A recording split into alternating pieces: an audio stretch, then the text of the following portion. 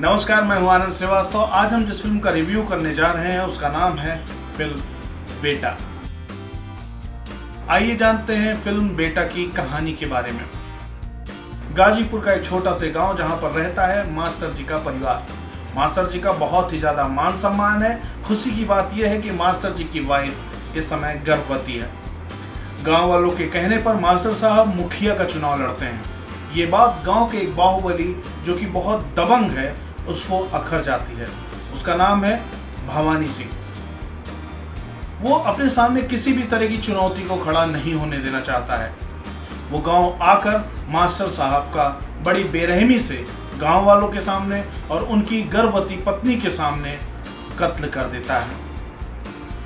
Master साहब की wife कसम खाती हैं कि वो अपने पति का बदला भवानी सिंह से एक न एक दिन जरूर लेंगी।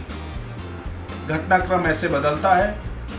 भवानी सिंह का छोटा भाई जो कि नशेड़ी है वो पहुंच जाता है मास्टर साहब की गर्भवती पत्नी के पास और उनसे दुर्व्यवहार करने की कोशिश करता है, जिसके चलते मास्टर साहब की पत्नी उसको मार देती हैं, उसका कत्ल कर देती हैं और उन्हें जेल हो जाती है। जेल में मास्टर साहब की वाइफ को बच्चे का जन्म होता है।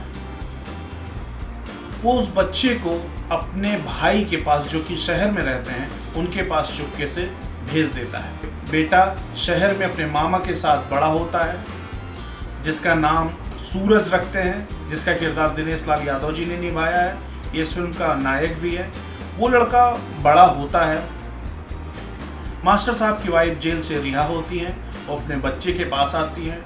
सूरज को पूरी कहानी बताती हैं कि कैसे उनके पिताजी का कत्ल हुआ था, किसने उनके पिताजी का कत्ल किया था। वो गांव जाता है। गांव जाकर सूरज भवानी सिंह का कत्ल करके वो गांव के सामने अपने पिता की मौत का बदला पूरा करता है। अपनी माता जो कि कसम खाई थी कि वो अपने पति की मौत का बदला लेंगी, वो सूरज वहां पर भवानी सिंह का कत्ल करके उनका बदला पूरा करता है। ये पूरी कहानी है इस बेटा फिल्म की।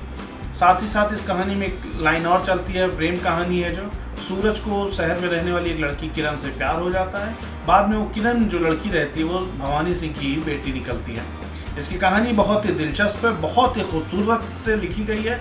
आपको पूरा थिएटर में बांध के रखेगी। पूरी फिल्म के साथ आप जिएंगे। बहुत ही खूबसूरती के साथ इसकी कहानी लिखी गई है। आइए अब बात करते हैं इस फिल्म के म्यूजिक के बारे में।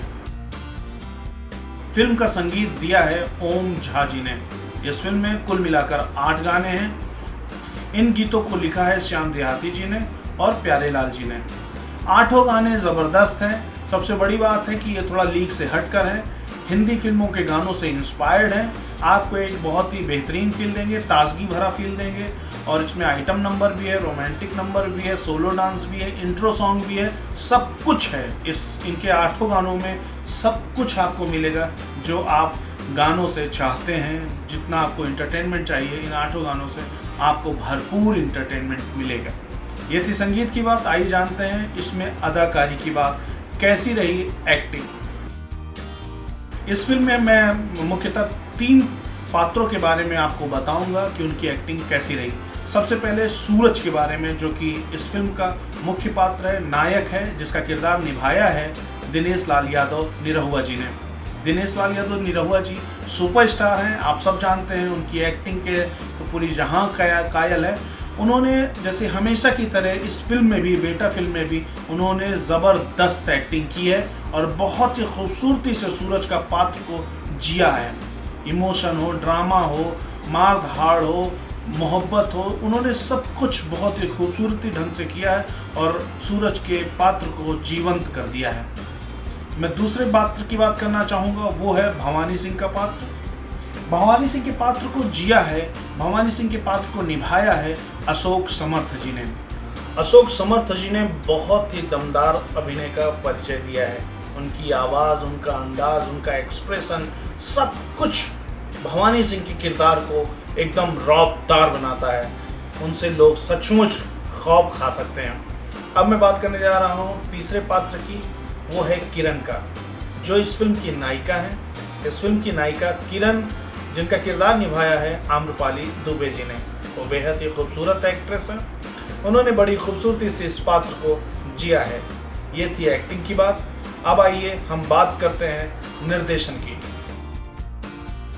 बेटा फिल्म को निर्देशित किया है विशाल वर्मा जी ने। विशाल जी ने बहुत ही खूबसूरती से इस फिल्म को निर्देशित किया है। विशाल जी एक सधी हुई निर्देशन जो उनके अंदर क्षमता है, उन्होंने पूरी तरह से उसे दिखाई है। उन्होंने ये साबित कर दिया है अगर मेहनत लगन से कोई काम किया जाए तो उसे बहुत ही खूबसूरती से किया जा सकता है। वो कलाकारों से उनकी क्षमता के अनुसार उनसे काम निकाला है, उससे ज़्यादा काम उन्होंने अच्छी तरह से निकाला है। उन्होंने कहानी को बांध कर रखा है। उनके निर्देशन के लिए उनको मैं बस यही कह सकता हूँ कि उनका निर्देशन बेहतरीन है। आखिर में मैं बस इतना ही कहना चाहूँगा, बेटा एक भोजपुरी की बेहतरीन फिल्म है, माइलस्टोन फिल्म है। इसे आप ज़रूर देखें और जाकर एंटरटेनमेंट ज़रूर लें। बहुत ही मज़ा आएगा, बहुत ही एंजॉय करेंगे आप इस फिल्म को। आप इस फिल्म को YouTube पर भी देख सकते हैं। इस फिल्म का म्यूज़िक जो है वो निरहुआ म्यूज़िक पर आया है और पूर्वांचल टाकीज़ ने इसे बनाया है। बहुत ही खूबसूरत फिल्म है, इस फिल्म को आप ज़रूर देखें। तो ये थी फिल्म बेटा का रिव्यू। आगे भी हम आते रहेंगे, आपको नई नई फिल्मों के रिव्यू बताते रहेंगे। हमें दीजिए इजाज़त, नमस्कार।